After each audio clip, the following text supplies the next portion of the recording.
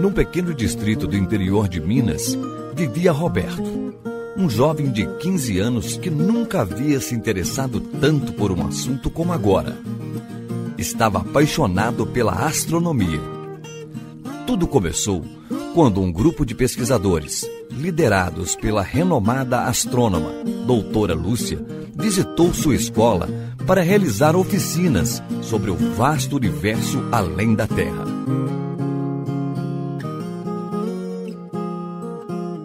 A timidez de Roberto sumiu assim que ele se viu diante do telescópio apontado para os céus infinitos.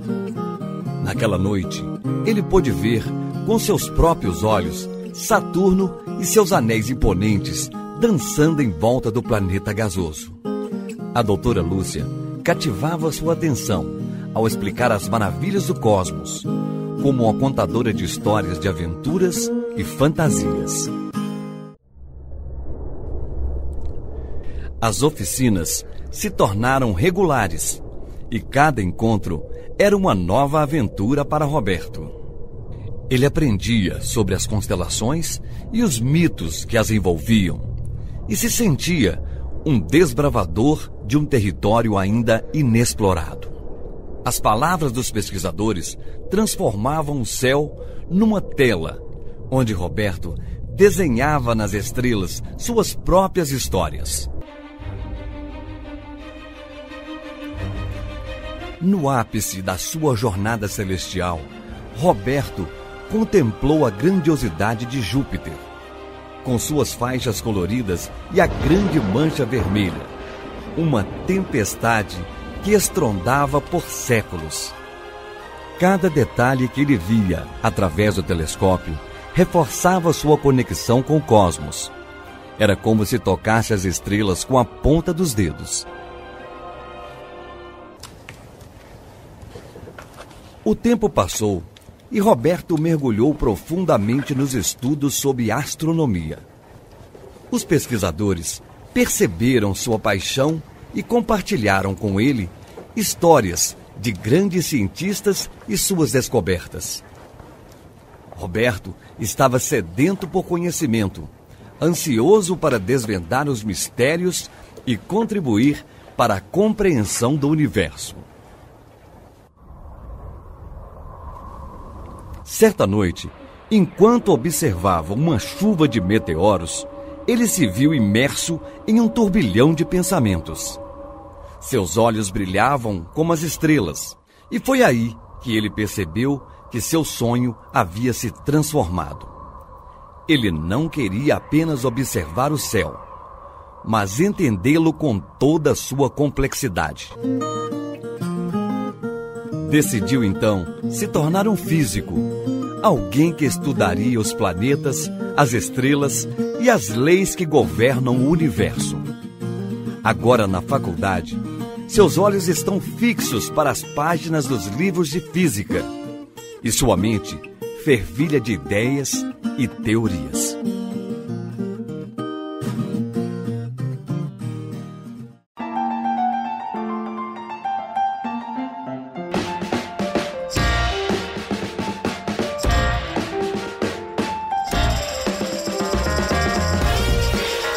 Conto Consciência, o podcast da Diretoria de Comunicação da UFVJM.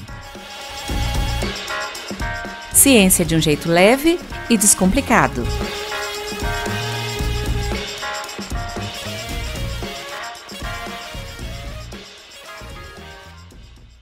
Olá, ouvinte! Seja bem-vindo ao 5º episódio da 3ª temporada do Conto Consciência. E antes de começar, eu preciso passar um recadinho. Se você quer fazer mestrado ou doutorado na UFVJM, então se liga porque os editais já estão abertos para ingresso em 2024. Acesse lá o portal ufvjm.edu.br e confira. Eu sou a Marina, da Comunicação Social da UFVJM. E eu sou Luci e também faço parte da equipe de comunicação da universidade. Então vamos conhecer os nossos convidados do dia de hoje. Recebemos Olavo Cosme da Silva, professor do Instituto de Ciência e Tecnologia da UFVJM. Olavo tem graduação, mestrado, doutorado e pós-doutorado em Física pela UFMG. É coordenador e fundador do projeto Astrovale. Atua na divulgação científica, ministrando palestras e oficinas sobre astronomia e tem diversos projetos na área de física. Seja bem-vindo, Olavo, tudo bem? Tudo ótimo, obrigado pela oportunidade de divulgar os projetos, falar de ciência, né, e divulgação. A gente que agradece. O nosso outro convidado é Arjuna Castelli Panzera. Ele é formado em Física pela UFMG e mestre em Educação pela mesma universidade. Atua principalmente no aperfeiçoamento de professores e no ensino de Física. Seja bem-vindo, Arjuna, tudo bem? Tudo bem, é um prazer estar aqui com vocês, podendo fazer essa divulgação científica, né, principalmente na área de astronomia. Ah, que bom, prazer é nosso. Bom, pessoal, para começar, eu queria te perguntar, Olavo, como que funciona o projeto Astrovale? Conta um pouquinho desse projeto para a gente. Ah, sim, beleza. O projeto Astrovale, ele foi fundado em 2014 aqui na instituição. Ele foi demanda dos estudantes, né? Eles viram no meu Lattes que eu já tinha trabalhado com astronomia durante a minha graduação. Eu vou falar um pouquinho sobre depois, porque eu terminei a graduação em ótica quântica, mas iniciei na astrofísica, mas deixei lá o que eu sabia de astronomia, as atividades de astronomia que eu tinha. Então a comunidade pediu, podia ter um projeto de astronomia aqui na universidade que não tem nada. Então em 2014 eu abri o Astrovale e a gente começou bem pequeno, com um telescópio, fazendo visitas nas escolas. Agora a gente já tem um telescópio maior, ainda pessoal, não é nada institucional. E ele funciona tem um Instagram do Astrovale, né? O Astrovale, o FVJM, que é o Instagram. E nele você tem acesso ao céu da semana. A gente fala o que está acontecendo de astronomia no âmbito astronômico na semana. A gente tem a curiosidade, que a gente fala sobre um ponto de astronomia ou de conhecimentos gerais que as escolas usam para pegar informações. E a gente faz observações públicas. E também visitações em escolas com projetos, oficinas, tudo relacionados com astronomia. Como que funcionam essas observações públicas? A gente sempre anuncia no nosso canal e é só chegar, fazer fila. Durante a observação que a gente aponta para as estrelas, a gente fala um pouco sobre astronomia, tira curiosidades. E as visitações das escolas a gente recebe encomenda direto no direct do nosso Instagram. E a gente visita. É nesse projeto que tem a caça aos asteroides também? Isso, a campanha de caça aos asteroides, eu vou até ampliar ela agora para a comunidade em geral. Estudantes desse projeto estão participando da campanha nacional de caça aos asteroides. Na verdade, é uma campanha mundial. Aqui no Brasil... daquela caça aos asteroides que a NASA fez e um estudante de Contagem, né? Isso. Conseguiu descobrir Isso. A nossa equipe também está fazendo essa caça. A princípio, eu estou abrindo agora para professores da rede pública participarem da equipe do Astrovale de caça, e a intenção é que esses professores virem multiplicadores depois. A gente está inscrito, sim, na campanha de caça aos asteroides. O Ministério da Ciência, Tecnologia e Inovação faz uma campanha nacional, recolhe 350 equipes pelo país inteiro, e a gente, esse mês, né, no mês de outubro, setembro e outubro, somos a equipe 233 caçando asteroides. No total de caças até agora, a gente já detectou 7 asteroides confirmados. Porque a gente detecta, assim, candidatos, a gente vê os pontos movendo. Porque funciona assim, um observatório localizado no Havaí, de 1,80 m de abertura, tira foto de regiões do céu. Algumas fotos a inteligência artificial consegue identificar como asteroides, que são bem visíveis. Os que não são muito claros como asteroides, eles são distribuídos em campanhas, para serem observados a olho nu. Então, todo mês, abre uma campanha, equipes são selecionadas no Brasil e em outros lugares do mundo, e essas equipes recebem esses slides, essas fotos, e onde eles olham se tem pontos mexendo nessa foto. Se tiver ponto mexendo, a gente faz um catálogo para verificar, a gente chama ele de candidato a asteroide. A gente coloca o nome da equipe e numera. Até agora a gente já viu os 27 possíveis asteroides. E até o momento a gente confirmou 7 em todas as campanhas. Aí esse relatório é feito, né, e enviado para o Ministério de Ciência e Tecnologia e depois é feita a verificação se aquele candidato é realmente um asteroide né? Então eu brinco que a gente está trabalhando para a NASA, né? Aí, tendo confirmado, a gente recebe o asteroide em nosso nome. Então, a gente até já divulgou nas nossas redes os asteroides que a gente encontrou, os nomes estão relacionados com a região do céu que eles foram detectados, né? A gente não pode colocar o nosso nome, por exemplo, mas já é só de ter uma conquista nossa e a gente vai ampliar isso em breve. E como que os alunos ficam na hora que eles encontram? Qual que é a emoção? Aí a gente faz, quando confirma, a gente faz uma maior festa. A gente fez literalmente festas para comemorar os asteroides que a gente encontrou, né? É uma alegria grande, porque acaba que daqui 100 anos você vai no catálogo daquele asteroide, vai estar o nome da equipe lá. Os membros envolvidos, então é uma coisa, é escrever seu nome na história, né? É um resultado do trabalho que é feito no projeto. Exatamente, é uma das atividades que a gente tem dentro do projeto do Astrovale. Muito bom mesmo. Arjuna, você, como especialista no ensino de física, a gente sabe que física é uma disciplina que tira o sono dos estudantes, né? Como que você orienta aí, como um método assim, para os professores ou para os próprios alunos mesmo, tornar o aprendizado de física mais interessante, assim, mais envolvente? Historicamente falando, né, dentro do ensino de ciências, existe uma tradição, né, de que professores não físicos, né, deem aula de física nas escolas de ensino médio, né? E aí, antigamente eram engenheiros, né? Atualmente são matemáticos e tal. E eles puxam a física para o lado da matemática. Isso, na realidade, é uma coisa negativa, né? Porque a física tem, sim, a parte matemática, mas tem também a parte conceitual. E a parte conceitual é muito mais motivante, né, do que para início de conversa, né? Você tem que começar, né, sempre o assunto pela parte conceitual. Então, a gente, nesses programas que eu participo de formação de professores, a gente tenta dar essa ênfase, né, na motivação, né, da física, para você começar na observação dos fenômenos, né, e na explicação deles por meio de palavras, para depois entrar com os cálculos, né? Então, isso muda um pouquinho, né, a metodologia, né, dos professores em relação ao ensino de física. É porque você fica só na teoria, a pessoa perde o interesse, né? Com Quando certeza. ela consegue vincular com a realidade, torna mais atrativo, né? Exatamente. Então, e a vinculação também com as coisas do cotidiano são muito importantes, né? Então, toda a física, né, tem muita relação com as coisas do nosso cotidiano. Então, se a gente salientar, né, essa característica da física com o cotidiano, certamente vai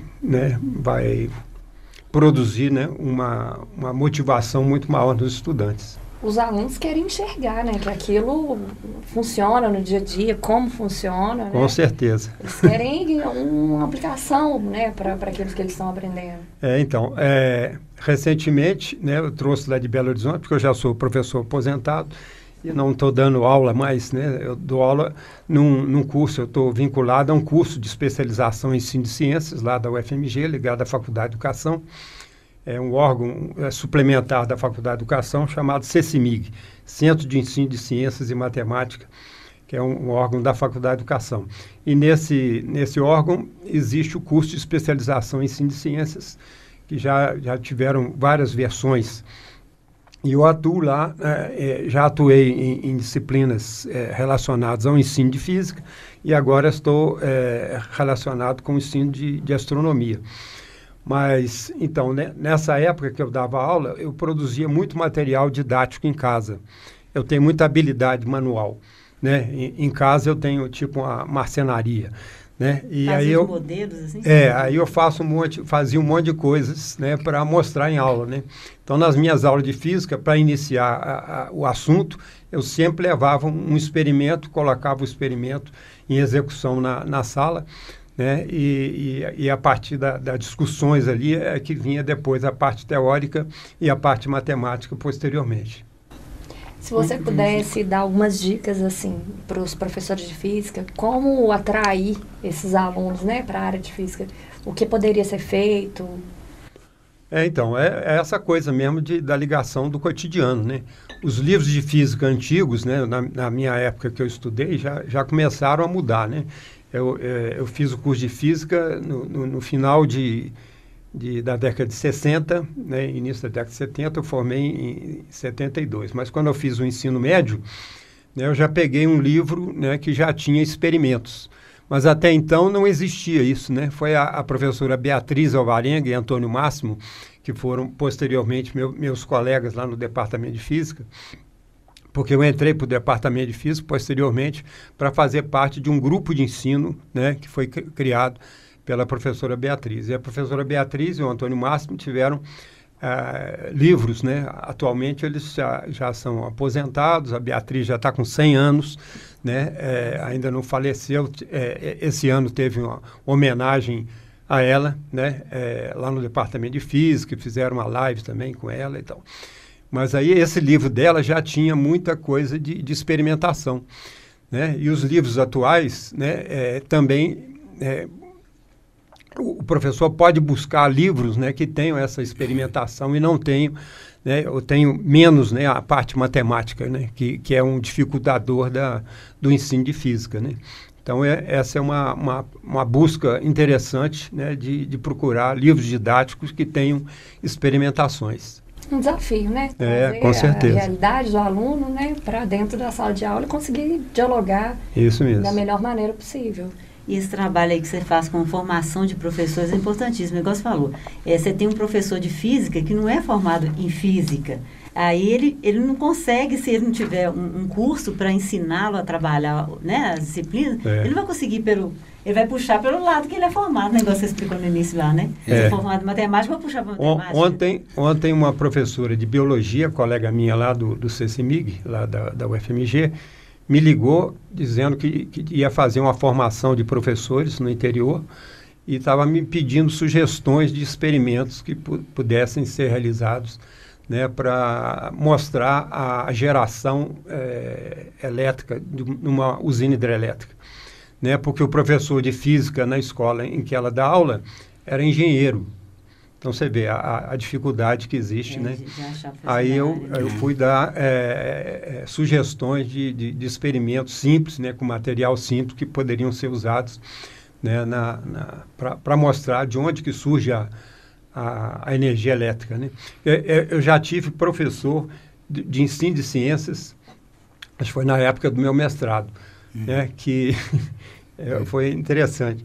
Ele foi uma professora, me perguntou assim: ô professor, como é que tira a eletricidade da água numa usina hidrelétrica? Como é que você, né, você tira os elétrons da água?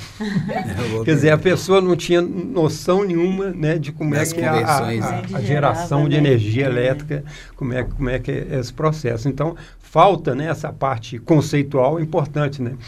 Você tem que ter a noção do equipamento ali que vai produzir a energia elétrica, né, para depois, então, fazer os cálculos, etc. E esse assunto é interessante, porque, por exemplo, o primeiro físico que eu vi foi depois que eu passei no vestibular. Meus professores de física no ensino médio, na minha época, ou eram engenheiros ou eram matemáticos. Mas física mesmo, eu conheci física depois que eu passei no vestibular, assim. Então, e a gente vê que são poucos na área, né, que trabalham mesmo com ensino médio. Eu mesmo não conheço nenhum que seja físico.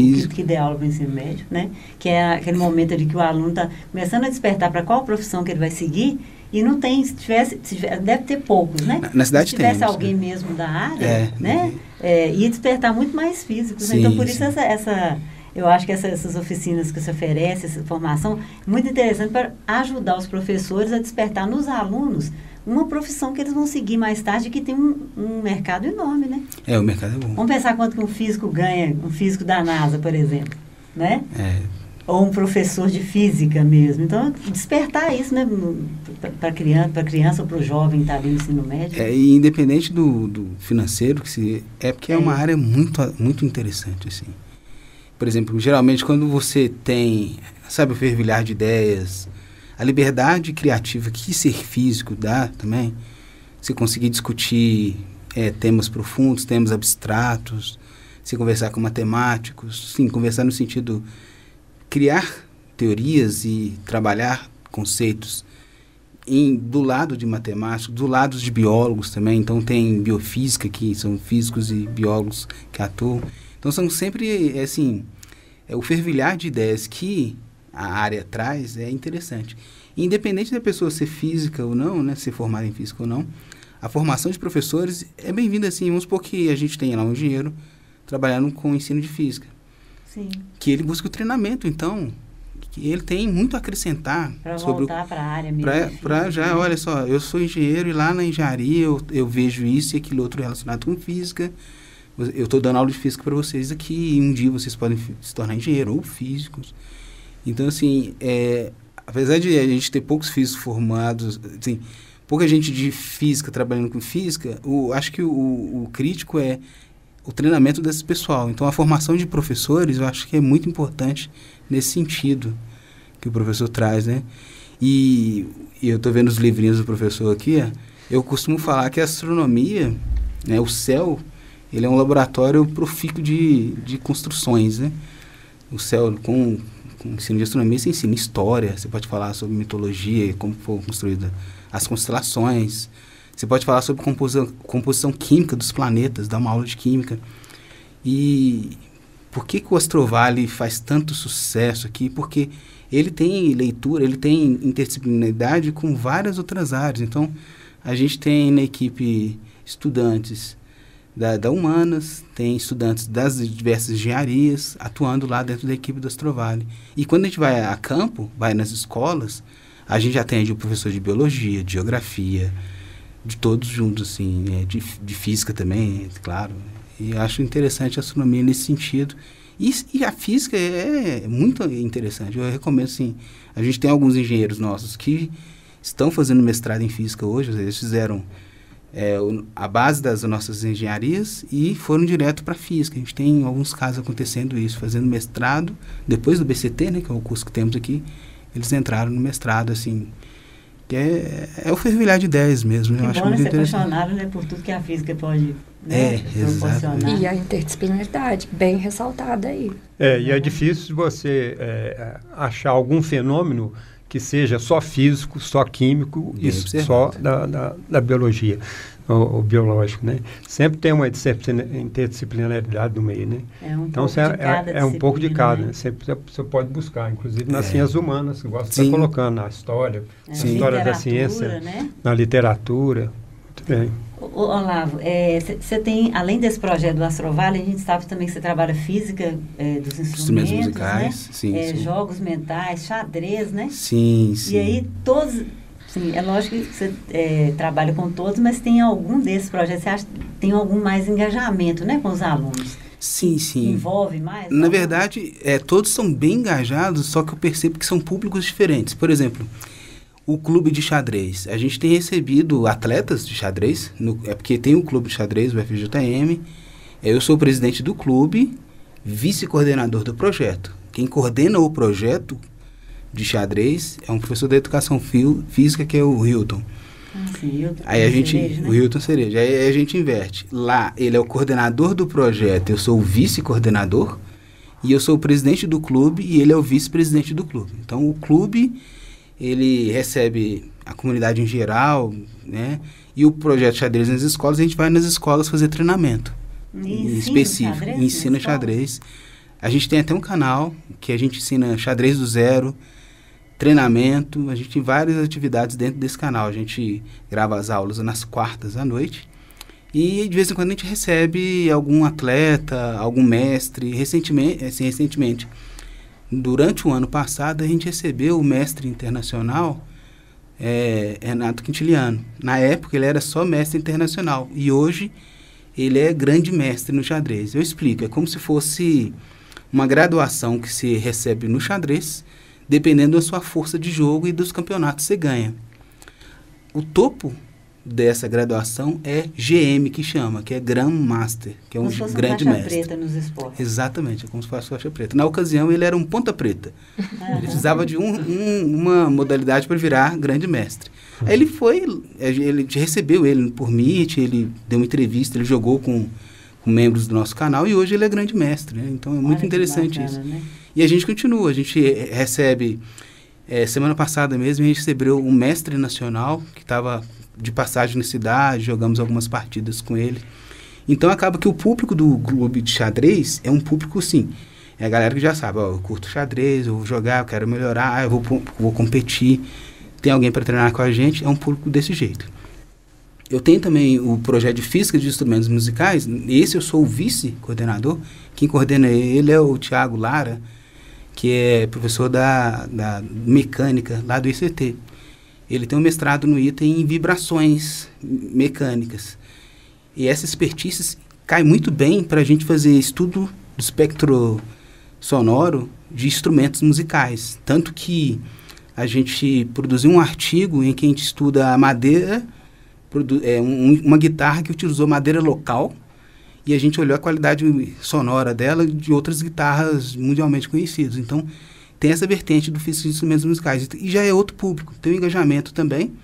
É diferente, o público que frequenta esse é diferente do outro. Mas os dois são engajados, né? Então, nesse público a gente tem músicos... instrumentos, né? O pessoal do conservatório... A gente tem, né? Alguns estudantes do conservatório, tem luthiers que nos procuram, às vezes, eu estou com uma guitarra aqui, olha o som que ela está emitindo, a gente vai lá, faz análise do som, compara, tal. E a gente faz uns shows também, né? Descobri agora que o professor é músico, a gente até fez um som aí, né? Lá em casa esse final de semana, né, professor? A gente vou encaixar ele no projeto também de física de instrumentos musicais. Mas de vez em quando, por exemplo, a gente já fez a apresentação aqui na praça, na Semana de Calouros, a gente já fez, né, nas recepções e outras atividades, em que membros desse projeto fazem um som mesmo. A gente tem lá um violonista muito bom, tem pessoal da guitarra, então a gente de vez em quando faz shows assim e fala sobre a física de instrumentos musicais, que acaba que o som são frequências sonoras, então você explica como funciona. E esse projeto nasceu de dentro de uma aula que eu dou de Física 2, que eu levo os instrumentos para a sala de aula e explico como eles funcionam, como que se forma a nota, frequência, tensão na corda, dividir a corda e ter as notas musicais diferentes, etc. Isso deve ser surpreendente, porque o menino tá lá, Física 2, ele nem sonha que ele vai ver instrumento musical. Ou uma coisa... É uma aula de sucesso, essa é uma aula bem agradável, ensino de física, né? Nem imaginar que vai ter isso na aula de física, né? Isso. E por fim, né, tem um projeto de jogos mentais, que é onde eu tenho lá, resolvo o cubo mágico, ensino, né, eu falo das múltiplas inteligências, né, que as pessoas têm. Não é só o teste de QI, mas tem inteligência musical, inteligência relacionada com o espaço psicocinético e tudo. Esse é um outro público, né? Uma professora já me procurou e falou assim, olha, eu tenho estudantes, tem crianças que têm dificuldade de segurar o lápis. Você não tem um jogo que ajude essa pinça para ele jogar? Então, é outro tipo de público também. Todos esses projetos que eu participo, eles estão debaixo do guarda-chuva do Parque da Ciência, que eu estou como coordenador hoje, mas originalmente quem coordena é o Everton, que acabou de chegar do pós-doc e vai assumir o Parque da Ciência novamente. Everton de Paula, né? Everton de Paula. De Paula tinha um programa na Rádio Universitária chamava Física do Dia a Dia. Isso, tem ainda, Física do Cotidiano. Ciência do Cotidiano. Ciência do Cotidiano. Né? Explicava esses eventos todos. Isso, então o Parque da Ciência tem um espaço físico lá no Campus 1, mas é um espaço físico pequeno, é uma sala de 7x5, então não cabe em todos os projetos parceiros lá. A gente faz mensalmente um projeto, se instala lá e recebe visitação das escolas. Então eu estou envolvido com todos esses projetos. O Astrovale, o Parque da Ciência, Física de Instrumentos Musicais, os Jogos Mentais e isso tudo com o apoio do Parque da Ciência, que é um programa que envolve esses 5 meus projetos envolvidos, meus sim, que eu estou envolvido, né, que eu coordeno um, vice de outro. E recebe outros também, como o projeto do Everton, o projeto da Daniele Piusano também, do Gaia, a gente às vezes recebe visita, faz interação, então, sim, eu estou envolvido com muita extensão. São muitas assim, possibilidades, né? Sim, sempre desafiando a mente, assim, eu tenho comigo isso, então, por exemplo, eu gosto de pintura, desenho, né, pratico artes marciais e tudo, para desafiar a minha mente. Então, eu busco projetos que otimizam isso e que eu vá para a comunidade também. E incentiva, né? Tanto os alunos como os possíveis alunos, né? Ter mais envolvimento, né, com a ciência. Exatamente. Né? Bom, gente, agora a gente vai para uma parte bem legal do nosso podcast, que é o quadro Meus Favoritos. Roda a vinheta. Meus favoritos.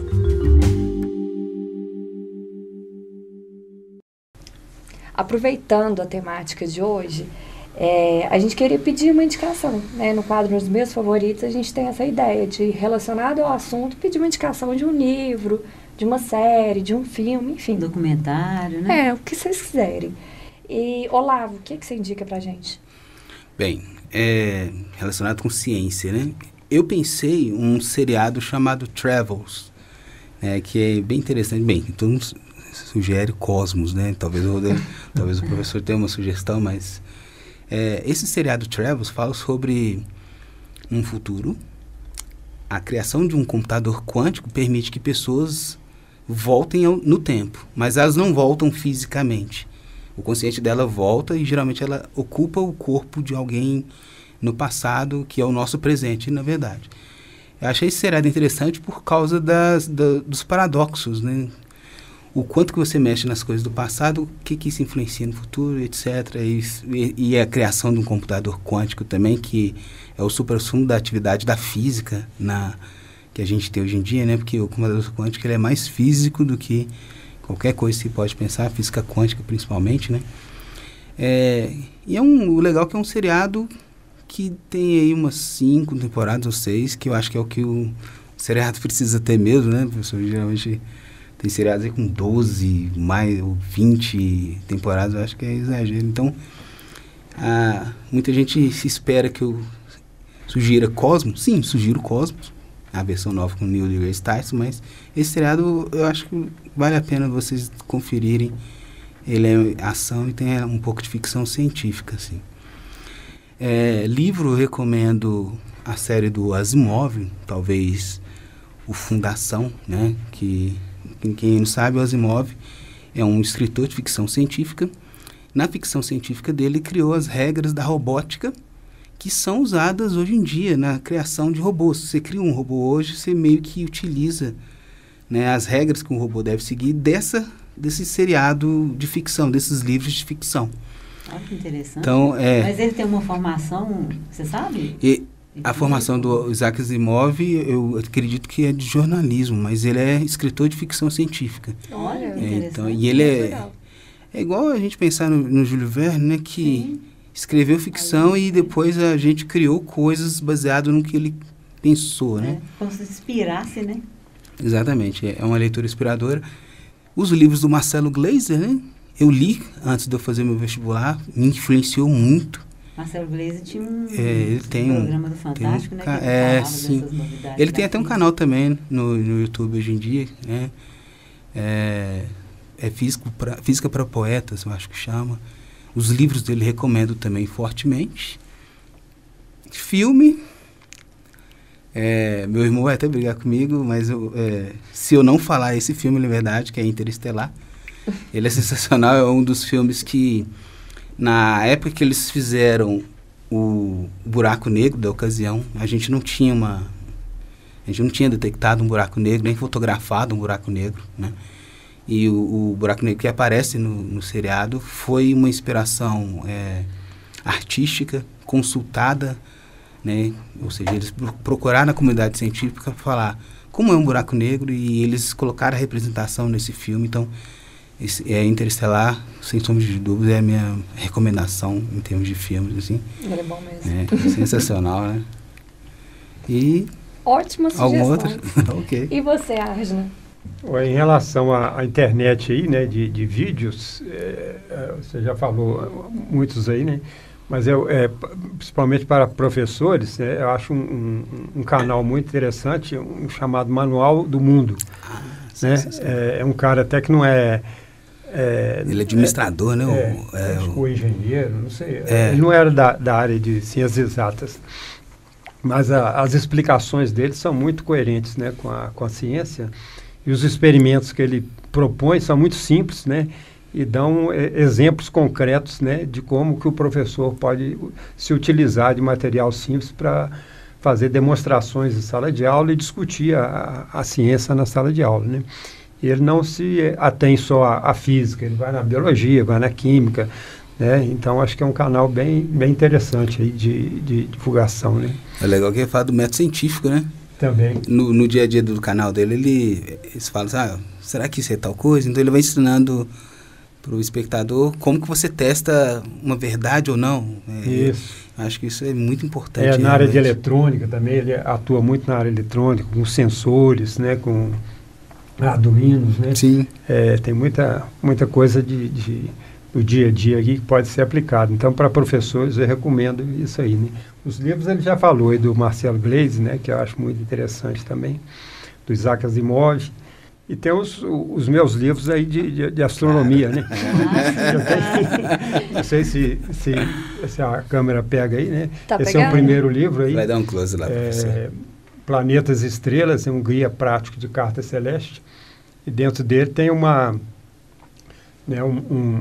planisfério, né?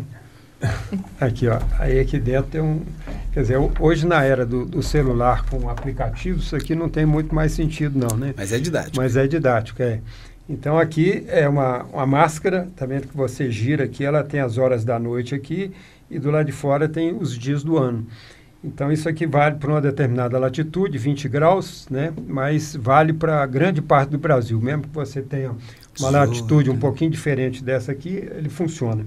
Então, se você faz coincidir aqui a hora da noite com o dia do ano, o que aparece aqui é o céu que você está vendo né, naquele momento. Né?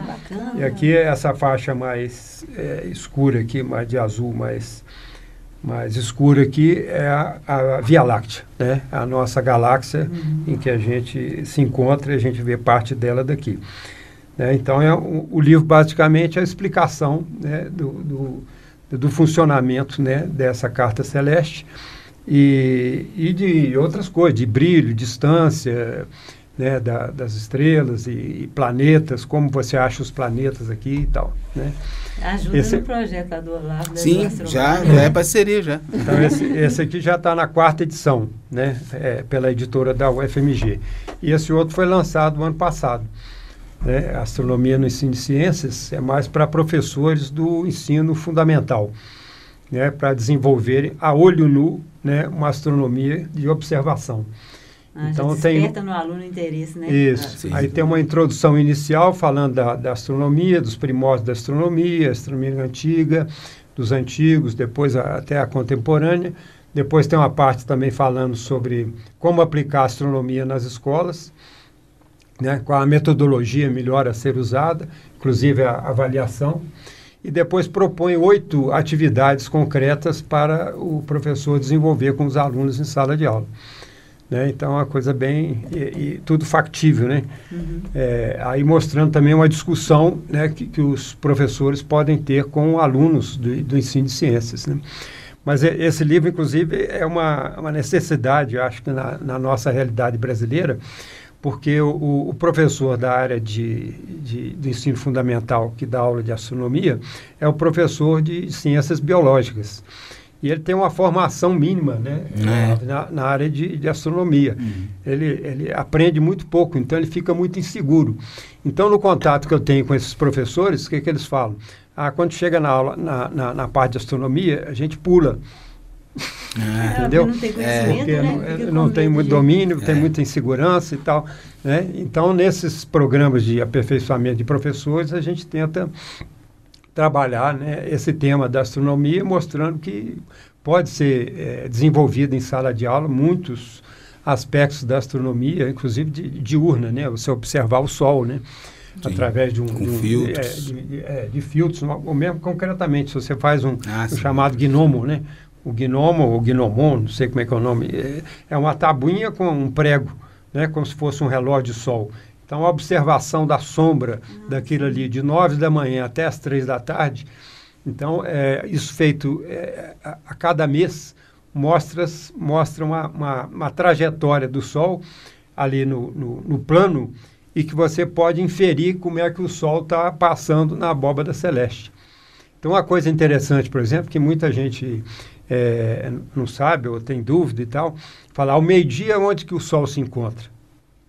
A maioria fala lá no alto do céu, que a gente chama de zênite, né? E não é, o Sol a pino, né? E não é verdade, né? Então, isso você pode constatar chegando ao meio-dia e ficando no Sol e olhando a sua sombra, né? Será que todo dia você vai ter sombra zero? né? Quer dizer, se o sol estiver lá em cima da sua cabeça, você não vai ter sombra nenhuma. Mas na maioria dos dias do ano, né, você tem uma sombra considerável ao meio-dia. Então o sol não está a pino. E tem regiões do Brasil que ele vai ficar a pino em determinadas épocas, e tem regiões do Brasil, por exemplo, São Paulo para o sul, você não tem mais sol a pino. Em momento algum. Em momento algum.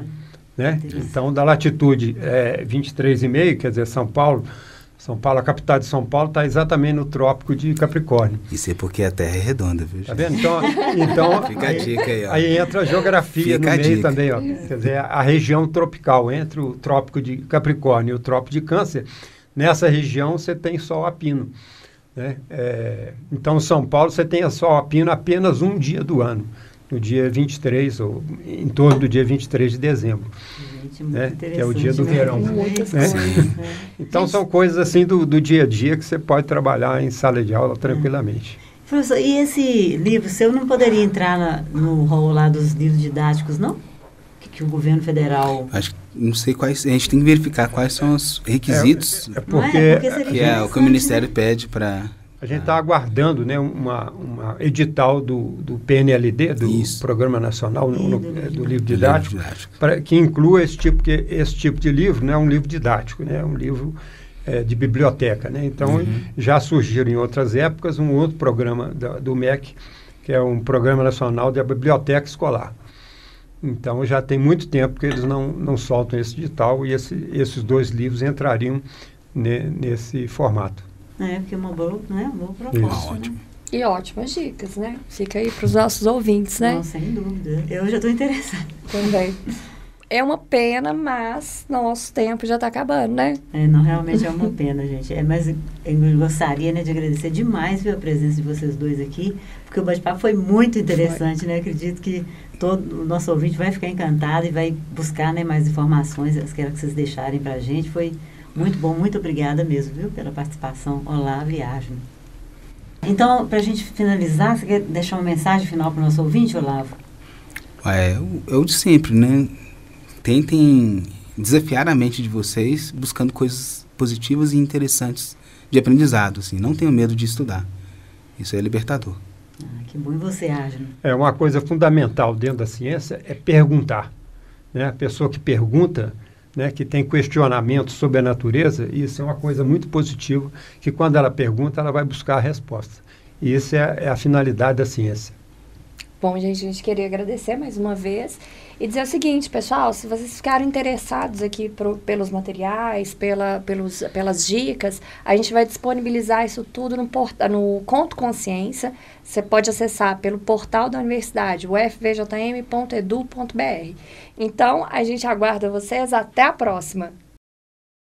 Você ouviu Conto Consciência, um podcast produzido nos estúdios da Rádio Universitária da UFVJM, coordenado por Lucia Oliveira e Marina Santos, com a participação do estagiário Vinícius Reiser e dos técnicos de gravação de áudio Laércio Araújo e Lara Pinheiro. Ouça nos principais tocadores de podcast ou peça para o Google ou Alexa dar o play.